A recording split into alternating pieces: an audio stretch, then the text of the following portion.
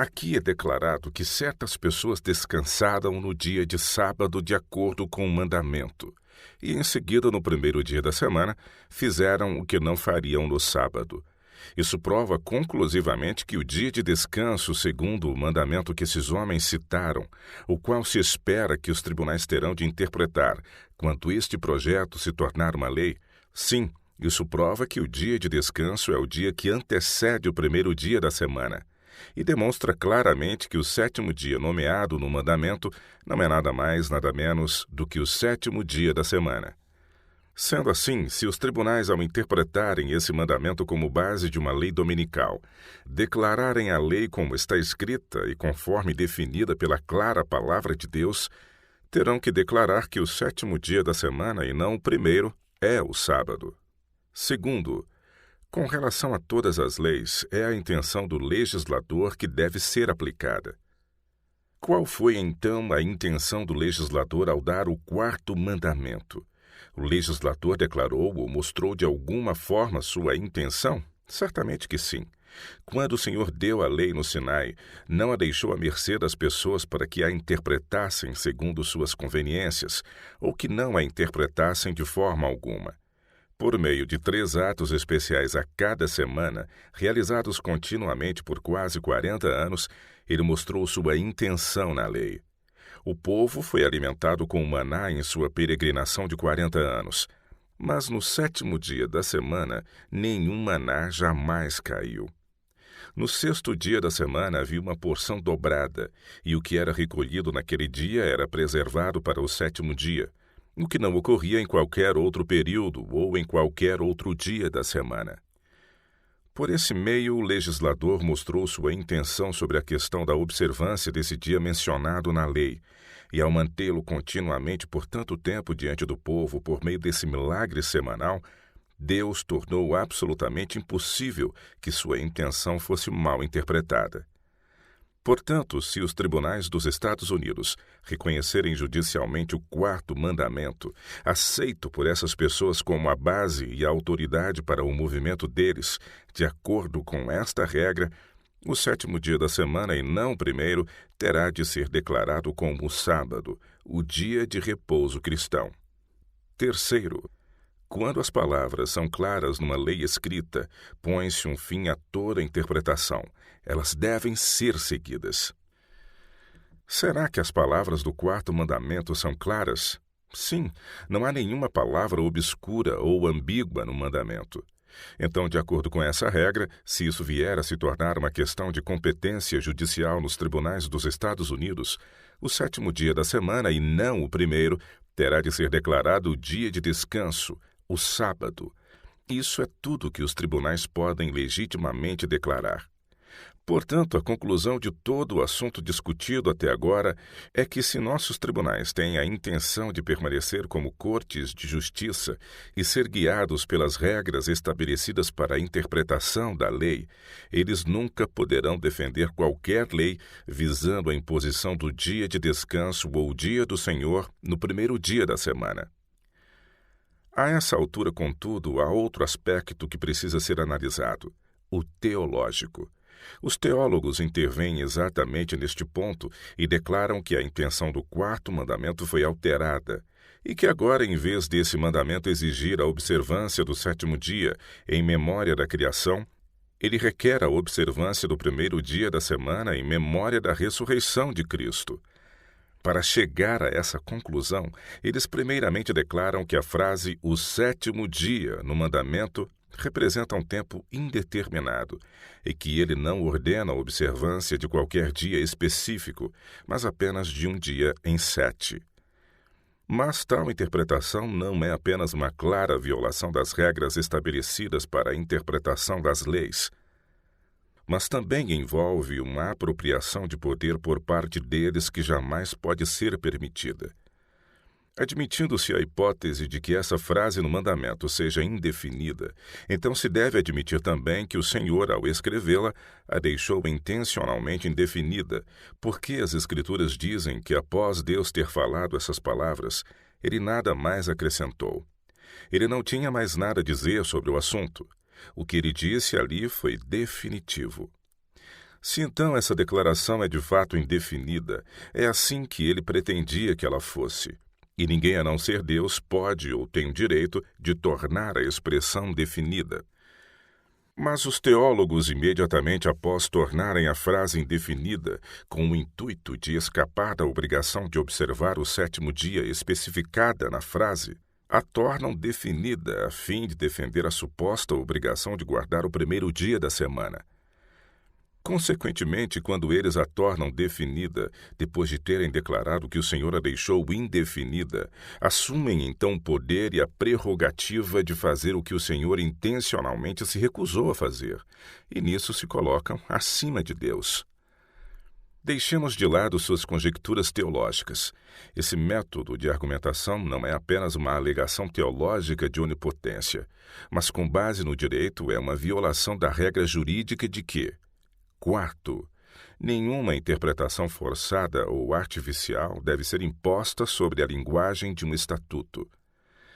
Tornar a frase "o sétimo dia" nesse mandamento indefinida e fazê-la significar que se trata de qualquer dia em 7 e não do sétimo dia em particular, nada mais é do que impor uma interpretação forçada e artificial à linguagem, não somente do próprio mandamento como um todo, mas a toda a linguagem das Escrituras sobre o assunto do quarto mandamento.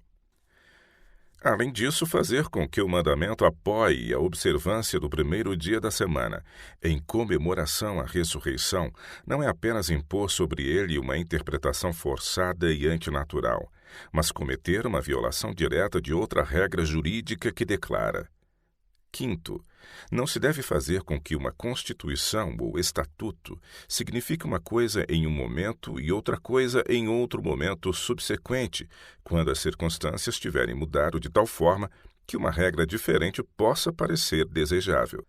O significado da constituição ou estatuto é fixado por ocasião de sua aprovação, e não é diferente em qualquer momento posterior, quando algum tribunal precisar fazer uso dela. Como já provei claramente, o significado do quarto mandamento na ocasião em que foi dado era que o sétimo dia da semana deveria ser guardado, pelo motivo de que Deus descansou nesse dia da obra da criação e o abençoou e santificou. Aquele dia de sábado, por essa razão, foi estabelecido antes de o homem ter pecado e antes de haver qualquer necessidade da ressurreição de Cristo. Se o homem nunca houvesse pecado, o dia teria sido observado pela razão dada em comemoração ao descanso do Criador quanto à obra da criação. Sendo este o sentido do mandamento ao ser dado, esse também deve ser o significado do mandamento enquanto ele perdurar. E de acordo com a regra citada acima, não se pode dar ao mandamento qualquer outro significado, embora para os teólogos que assim desejam, as circunstâncias referentes à ressurreição pareçam fazer disso algo desejável. Aqui surge uma questão muito relevante. Será que o Congresso e os tribunais dos Estados Unidos irão acatar os desejos dos teólogos e, em violação das regras jurídicas, irão se aventurar a fazer com que o Estatuto de Deus tenha um significado que ele nunca pretendeu lhe dar? Levando em conta essa reivindicação que atualmente é feita pelos teólogos, as palavras do juiz Cullen em Limitações Constitucionais, página 67, são dignas de consideração pelo Congresso, bem como pelos juízes dos tribunais dos Estados Unidos. Ele diz: um tribunal legislativo que permitir que uma mudança de opinião pública o influencie a dar a uma Constituição escrita uma interpretação não justificada pela intenção de seus fundadores seria com justiça acusável de desconsideração irresponsável ao juramento oficial e ao dever público. Os teólogos têm dado ao quarto mandamento uma interpretação que, em sentido algum, é justificado pela intenção do autor do mandamento. Eles vêm até o Legislativo Nacional e pedem que esta casa se permita ser influenciada por essas opiniões teológicas para dar a essa Constituição escrita do governo de Deus uma interpretação que não é justificada pela intenção do fundador dessa Constituição. Como o juiz Cullen diz, tal coisa feita contra a Constituição humana, um estatuto terreno, seria tida como desconsideração irresponsável ao juramento oficial e ao dever público. Mas se isso é verdade no que tange a coisas totalmente humanas e terrenas, o que se poderia pensar de uma ação como essa cometida contra a Constituição divina, a lei celestial? Será que o Legislativo Nacional permitirá que essa postura teológica o influencie a praticar um ato referente à Constituição e às leis do Deus vivo? Um ato que, se cometido com referência às leis dos homens, seria julgado como desconsideração irresponsável ao juramento oficial e ao dever público?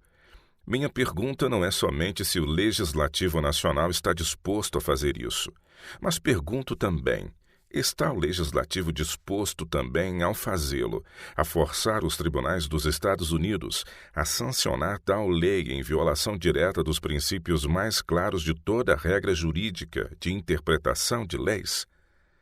Está o Legislativo Nacional disposto a dar o passo que transformaria todos os nossos tribunais de justiça em tribunais de teologia? Este seria o único resultado da promulgação de uma lei tal qual exigida pelos teólogos, pois quando a lei vier a ser interpretada pelos tribunais, com base nos pressupostos sobre os quais esta lei se propõe a ser promulgada, o primeiro dia da semana como o sábado cristão nunca poderá ser sustentado pelas regras jurídicas ou pelos princípios de interpretação estabelecidos na lei. A única maneira pela qual ela possa, de alguma forma, ser mantida é mediante os princípios estabelecidos pelos teólogos e pelas preferências teológicas, em total desrespeito para com as regras da lei.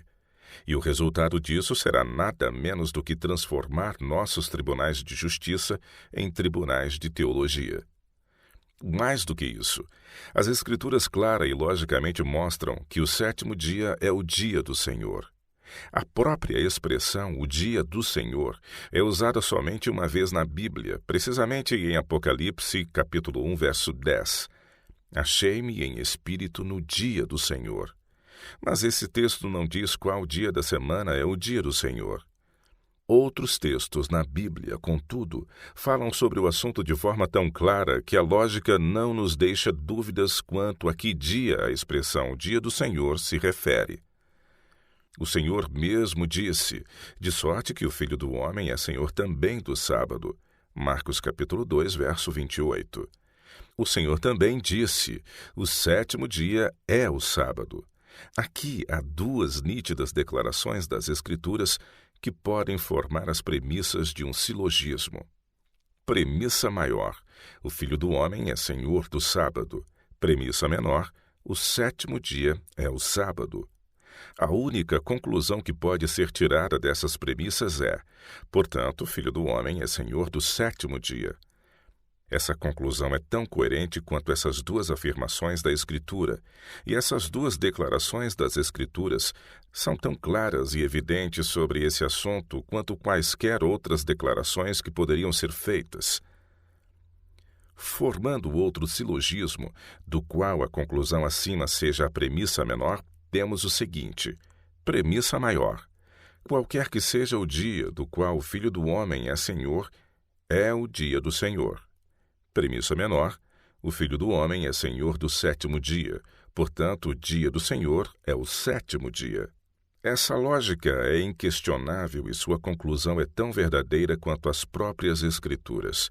Portanto, no momento em que os tribunais se encarregarem de interpretar qualquer estatuto que impõe a observância do dia do Senhor e iniciarem uma investigação para saber qual é o dia do Senhor, esses tribunais, se quiserem seguir a lógica, terão que se deparar face a face com o fato, já demonstrado pela própria palavra do Senhor, de que o sétimo dia e não o primeiro é o dia do Senhor. Contudo, provavelmente será dito que os tribunais não devem se envolver com a interpretação das Escrituras. Cabe a eles interpretar a lei como foi promulgada e como está escrita. E a lei, conforme promulgada, afirma que o primeiro dia da semana é o dia do Senhor, e os tribunais só podem ir até esse ponto. Suponhamos que esta seja de fato a realidade das coisas. Então, isso coloca o governo dos Estados Unidos numa posição em que ele estabelece uma instituição como sendo dada por Deus e obriga sua observância, instituição esta que o Senhor não somente não estabeleceu, mas que é diretamente contrária à clara palavra do Senhor sobre o assunto dessa instituição e sua observância. Uma ou outra destas duas alternativas, consequentemente, o governo dos Estados Unidos será obrigado a adotar, caso adote este projeto de lei ou qualquer outro semelhante. Ou o governo terá de se tornar intérprete oficial das Escrituras para todos os seus cidadãos, ou terá de se colocar no lugar de Deus e declarar de modo impositivo que as observâncias estabelecidas pelo Estado e aceitas como pertencentes a Deus são de fato do Senhor, embora a palavra do Senhor declare o contrário. Está o governo dos Estados Unidos disposto a assumir uma dessas posições? Está o Congresso dos Estados Unidos disposto a obrigar o governo dos Estados Unidos a escolher uma dessas alternativas? O fato de o governo de nossa nação tomar uma dessas posições significaria, em pleno século XIX, nada menos do que assumir o lugar, o poder e as prerrogativas dos governos da Idade Média, que impunham os dogmas e definições dos teólogos e executavam a vontade arbitrária e despótica da Igreja. Assim, de qualquer ponto de vista que se possa ver o assunto relacionado a leis dominicais, nota-se de forma clara que, sem incluir o papado, não há qualquer autoridade para as leis dominicais, nem mesmo para a guarda do domingo, e que a única consequência que uma lei dominical nacional pode exercer será apenas maléfica continuamente. Que o Congresso hoje e sempre se recuse de forma decidida e completa a se meter nesse assunto no mínimo que seja, e que todo o povo, em vez de sancionar um movimento que lançará legislação nacional ao nível degradado dos estados nesse assunto, procure de todos os modos conduzir a legislação dos estados àquele patamar elevado no qual ela seja limitada como o poder do Congresso é limitado pela Constituição Nacional, que afirma que o Congresso não fará nenhuma lei relacionada ao estabelecimento de uma religião ou que proíba o seu livre exercício. Agora, em nome do direito constitucional e estatutário, moral e civil, em nome do esclarecimento e do progresso, em nome da razão e da revelação de Jesus Cristo, eu solenemente pergunto: por que deveria o povo de uma nação como esta, vivendo sob uma Constituição como a nossa, ser solicitado a voltar ao sistema papal da Idade das Trevas, que foi apenas o resultado inevitável do perverso sistema concebido em pecado, o homem do pecado, 2 Tessalonicenses 2:6, e revelado em iniquidade, o mistério da iniquidade, em 2 Tessalonicenses capítulo 2, verso 7, nos dias de Constantino? Por que deveria um povo como este, que vive sob a melhor Constituição e sob as mais iluminadas influências de todos os tempos, ser convidado a voltar ao perverso sistema que caracterizou a Idade Média? Não, Senhor. Os nobres homens que comprometeram suas vidas, riquezas e sua sagrada honra ao estabelecerem nossa Constituição, separaram como supunham para sempre esta nação de todas as influências maléficas do sistema de igreja-estado das colônias, da Inglaterra e de todas as demais nações em todos os tempos. E sob essa Constituição em verdadeira liberdade civil e religiosa, em genuíno iluminismo e progresso, esta nação tem merecidamente permanecido como um farol no mundo por um século. Que esta esplêndida nação sempre continue a olhar para frente, não para trás. Que ela mantenha o seu lugar de honra perante todas as nações e não permita Deus que, por qualquer esforço como este que está sendo feito agora em favor desta lei dominical, esta nação gloriosa desça de seu elevado pedestal para seguir a trajetória papal. Senhores, nenhum argumento a mais é necessário para mostrar que as leis dominicais de todos os estados norte-americanos e os princípios das decisões das Supremas Cortes que as sustentam estão totalmente errados, procedendo do princípio papal de união entre Igreja e Estado, e são apoiados pelo princípio igualmente anti-americano da onipotência do poder legislativo. Eles são totalmente subversivos aos princípios americanos. Contudo, as leis dominicais nunca foram e jamais poderão ser sustentadas com base em qualquer outro princípio. E isso equivale a declarar a suma de toda essa discussão. Não há nenhum fundamento na justiça, no direito ou mesmo na conveniência para a existência de qualquer lei dominical ou leis do dia do Senhor ou leis sabáticas sob qualquer governo nesta terra. Apêndice A. A União Americana do Sábado, em seus documentos mensais, tentou fazer com que minha defesa diante da Comissão do Senado desse a impressão de que eu admitia o direito do governo de criar leis dominicais em favor do bem comum. O esforço foi feito pela associação não somente em seus próprios documentos, mas também no Our Day, Nossos Dias, em que houve a reimpressão dos mesmos documentos e declarações. Para neutralizar a influência desse esforço, bem como para tornar esse assunto ainda mais claro, se possível, e expor outro método que os promotores de leis dominicais empregam para assegurar apoio ao movimento deles, acrescento a seguinte carta aberta. Carta aberta ao Reverendo J. H. Knowles, secretário da União Americana do Sábado. Caro Senhor, nos documentos mensais da Associação Americana do Domingo, editados por Vossa Senhoria, o Senhor escolheu acusar-me de insinceridade e fez o melhor para criar a aparência de que admito em todos os aspectos o que reivindicam todos os simpatizantes da lei do descanso dominical, que o governo tem o direito de criar leis dominicais para o bem do público geral. O Senhor distorceu trechos do relatório do meu discurso perante a Comissão do Senado sobre a questão da lei dominical. E então colocou em itálico certas palavras e sentenças de determinado trecho na tentativa de fazer parecer que eu reconheço o direito do governo de criar leis dominicais para o bem comum. O Senhor citou do meu discurso as seguintes palavras e da seguinte forma: sempre que qualquer governo procurar impor qualquer coisa relacionada a um dos primeiros 4 mandamentos, ele invade a prerrogativa de Deus e deve ser desobedecido. Eu não digo resistido, mas desobedecido. O Estado, em sua legislação, jamais poderá legislar corretamente no que diz respeito à fé religiosa de qualquer homem ou em relação a qualquer ponto dos primeiros 4 mandamentos do Decálogo.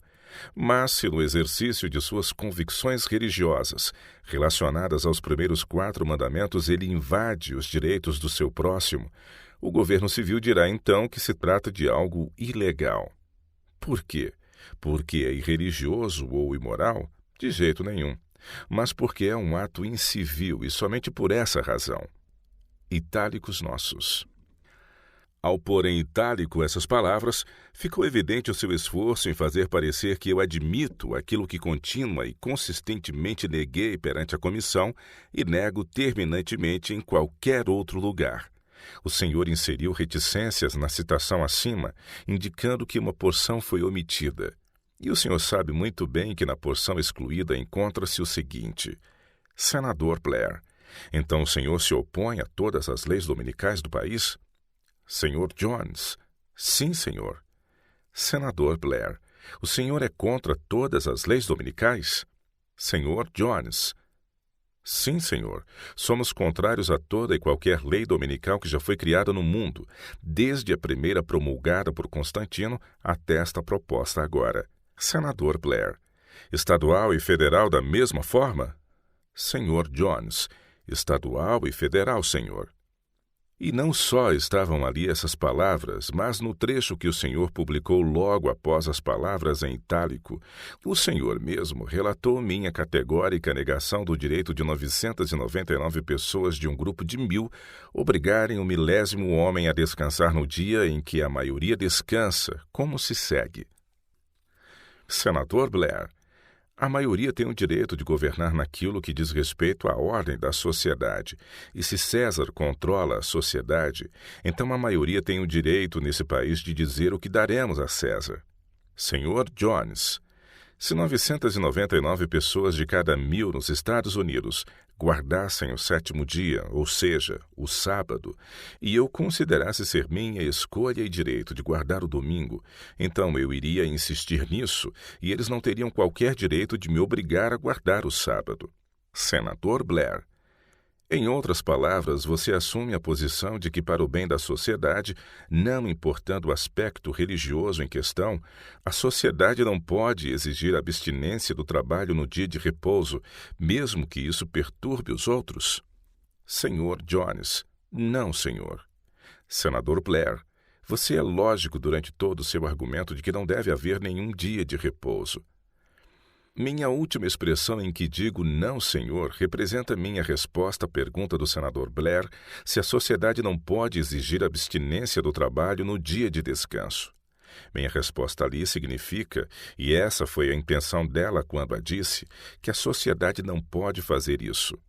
Sobre a questão de perturbar os outros, eu já tinha acabado de provar que as ocupações comuns daqueles que escolhem trabalhar no domingo ou em qualquer outro dia não perturbam nem podem perturbar o descanso da maioria que escolhe descansar naquele dia. Outro ponto. Um pouco mais adiante, o senhor publica outro trecho onde se encontram as seguintes palavras: Senador Blair: você aboliria qualquer tipo de sábado da prática humana que possa existir em forma de lei, a menos que o indivíduo aqui e ali achasse apropriado observá-lo? Senhor Jones: sem dúvida, pois essa é uma questão a ser decidida entre o homem e seu Deus. Agora, gostaria de entender como o senhor, fazendo uso de um documento mensal ou algum outro meio, dos quais se esperam argumentos sólidos e propósito sincero, consegue, até recorrendo a itálicos, fazer com que eu reconheça o direito do governo de criar leis dominicais para o bem comum. O senhor sabe que naquele discurso eu declarei distintamente que qualquer lei humana, visando a imposição de qualquer dia de descanso, em vez de ser para o bem da sociedade, é para sua ruína. E mais, o senhor tem consciência, pois está impresso em um de seus documentos, de que o senador Blair me disse: você é lógico durante todo o seu argumento de que não deve haver nenhum dia de descanso. O senhor está ciente também de que em outro lugar ele me disse novamente: você está sendo inteiramente lógico, pois afirma que não deveria haver nenhuma legislação dominical feita pelo Estado nem pela nação. Senhor, agora repito, você me acusou de insinceridade. Qualquer um que faça esse tipo de acusação deve ser sincero. Portanto, será que o senhor poderia me explicar em que princípio o senhor baseia a sinceridade que alega ter nessa discussão, quando mesmo diante dessas positivas e explícitas declarações contrárias e diante da confirmação do senador Blair quanto a elas, o senhor deliberadamente procura impor em minhas palavras um significado que nunca existiu ali, que jamais pretendi que ali estivesse e que de forma honesta jamais poderia ser atribuído a elas? Mais do que isso, é difícil imaginar que o senador Blair vai ter em alta estima o elogio que o senhor lhe faz quanto ao seu discernimento lógico, se levarmos em conta que, mesmo diante do fato de ele declarar repetidamente que fui lógico durante toda a minha defesa, o senhor impõe às minhas palavras um significado cujo único efeito seria o de me fazer ilógico em toda a minha argumentação. Não faço objeções ao fato de o senhor ter publicado minhas palavras da forma como foram ditas, mas veementemente me oponho ao fato de o senhor ter dado a elas um significado completamente contrário ao próprio significado das palavras que usei e à intenção que tinha ao usá-las. Além disso, faço objeções ao fato de o senhor ter torcido minhas declarações de tal forma que lhe foi possível colocar nelas um significado que honestamente nunca poderia se sustentar. Naquele discurso, eu também disse que se uma pessoa idólatra neste país tentasse oferecer um sacrifício humano, o governo deveria proteger a vida de seu cidadão da prática da religião dessa pessoa. Disse também que a pessoa tem o direito de adorar qualquer ídolo que quiser, mas que não tem o direito de cometer assassinato no culto a seu ídolo, e o Estado proíbe o assassinato sem qualquer referência à religião dessa pessoa, ou se ela adora ou deixa de adorar sem qualquer referência ao mandamento que proíbe a adoração de ídolos e sem a mínima intenção de proibir sua idolatria. Declarei também que se alguém alegar que, pelo exemplo apostólico, devemos compartilhar nossas propriedades em comunidade e que, para levar a efeito essa prática, ele se apossar de sua ou minha propriedade sem nosso consentimento, eu disse que o Estado proibiria esse roubo sem qualquer referência a opiniões religiosas ou sem qualquer intenção de proibir a prática de compartilhamento de propriedades. O senhor sabe que foi em referência direta a essas palavras que usei o texto que o senhor frisou em itálico. Ali nego categoricamente que o Estado possa ter o direito de legislar em relação a qualquer matéria envolvendo os 4 primeiros mandamentos do Decálogo. Mas se alguém, no exercício dos seus direitos sob os 4 primeiros mandamentos, e nesse caso sob o 4º mandamento, viesse a invadir o direito do seu próximo, como já me expressei, colocando em risco sua vida, liberdade, propriedade, ou atacando seu caráter, ou ainda invadindo seus direitos de alguma forma, então o governo tem o direito de proibir essa prática por causa da incivilidade, mas sem qualquer pergunta se o homem é religioso ou não, e nunca com o propósito ou o pensamento de proibir o livre exercício do direito de qualquer homem de trabalhar em qualquer dia ou em todos os dias, conforme ele escolher. Isso é precisamente o que cada Estado desta União faz por meio de estatutos que punem pessoas que perturbam cultos religiosos, reuniões religiosas ou assembleias pacíficas de qualquer tipo. Mas há uma grande diferença entre estatutos como esses e os que o Senhor deseja que sejam promulgados. Estes são estatutos estritamente civis que proíbem a incivilidade e estão longe de qualquer coisa que se assemelhe à imposição de observâncias religiosas. Os promotores de leis dominicais se queixam de distúrbios causados à sua adoração no domingo. Se são sinceros nisso, por que eles não cobram o cumprimento das leis que já existem em seus livros de estatutos, proibindo a perturbação de cultos? Na Califórnia, por exemplo, é proibida a perturbação da adoração sob penalidade de uma multa de $500 e 6 meses de prisão. Mas, em vez de exigir a aplicação dessas leis legítimas, o Senhor propõe a proibição da perturbação da sua adoração no domingo, obrigando todos a guardar o domingo. Com base nesse mesmo princípio, o Senhor adotaria também a postura de que o Estado deveria proibir a oferta de sacrifícios humanos por uma idólatra, obrigando-o a guardar o 2º mandamento. Em resumo, o princípio é que o Senhor gostaria que o Estado proibisse a incivilidade, obrigando todos a ser religiosos. E o Senhor está tão fascinado com essa visão distorcida que escolheu, em sua sinceridade, mediante o uso de itálicos, forçar-me a sancionar este princípio pernicioso. Mas a estratégia não funcionará.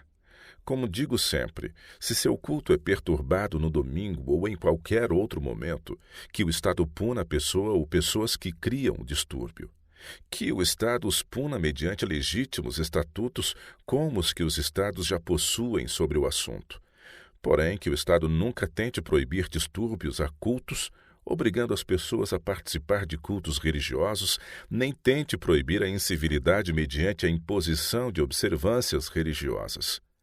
Era isso que eu tinha em mente, e precisamente o que tive intenção de transmitir nas palavras que o Senhor colocou em itálico.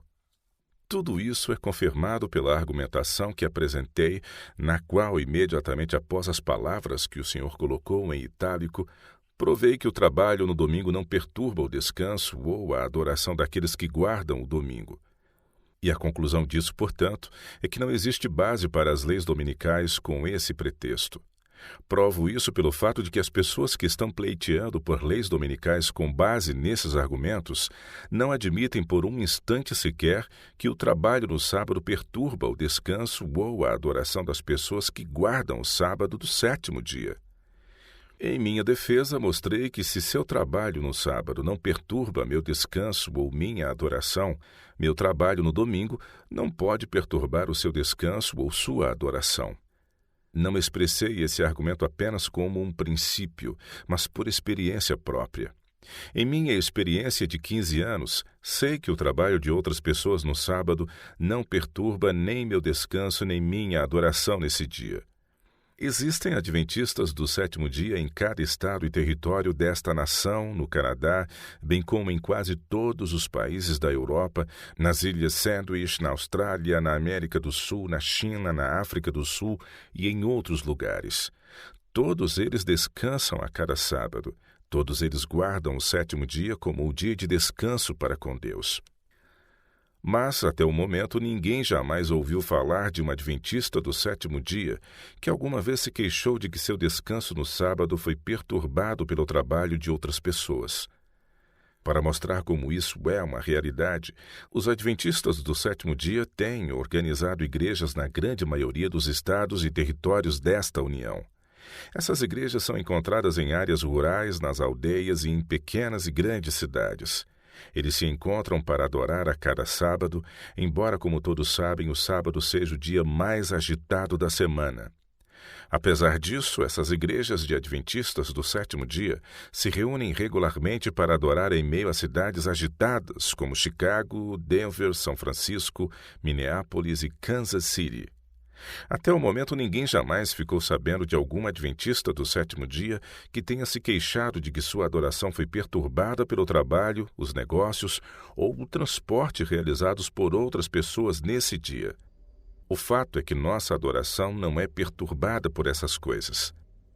Agora, Senhor, se todo o trabalho, os negócios e a movimentação típicos do dia de sábado, o dia considerado por todos como o mais agitado e corrido da semana, se tudo isso em cidades como as que citei não perturba nosso descanso ou nossa adoração, o Senhor poderia, por favor, explicar como é que o seu descanso e a sua adoração são perturbados no domingo, quando não há 1/1000 de todo o trabalho, comércio ou movimentação que acontece no sábado? Isso, caro Senhor, é apenas um argumento adicional, mas que se baseia na experiência de vida de milhares de pessoas a cada sétimo dia, mostrando de forma conclusiva que toda a sua teoria e reivindicação por leis dominicais se despedaçam por completo em cada ponto. Alonzo T. Jones. Apêndice B.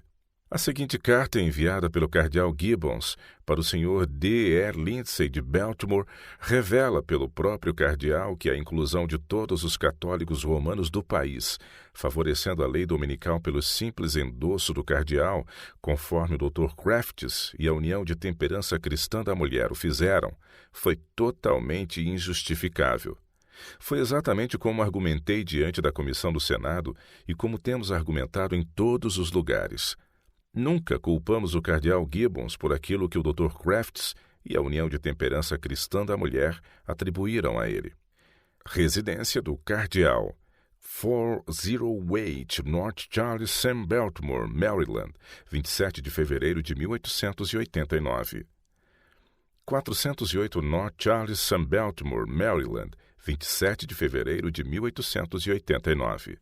Meu caro Senhor, em resposta à sua solicitação datada de 25 de fevereiro de 1889, devidamente recebida por nós, Sua Eminência, o cardeal Gibbons, pediu-me para lhe escrever dizendo que qualquer que seja o apoio que Sua Eminência tenha dado à lei dominical, apresentada em sua solicitação, uma vez que ele não tinha tal autoridade, ele da mesma forma não tinha a intenção de incluir arcebispos, bispos ou os leigos católicos dos Estados Unidos.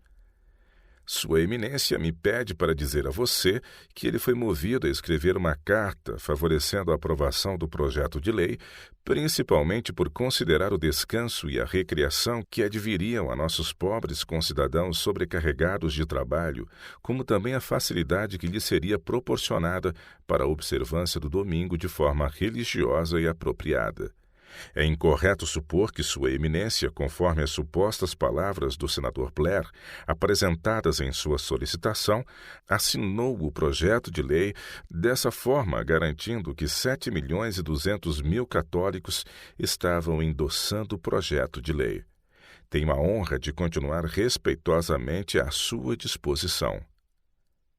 J. P. Donahue, chanceler. Para D. E. Lindsay, esquina 708, Rainier Avenue, Baltimore, Maryland.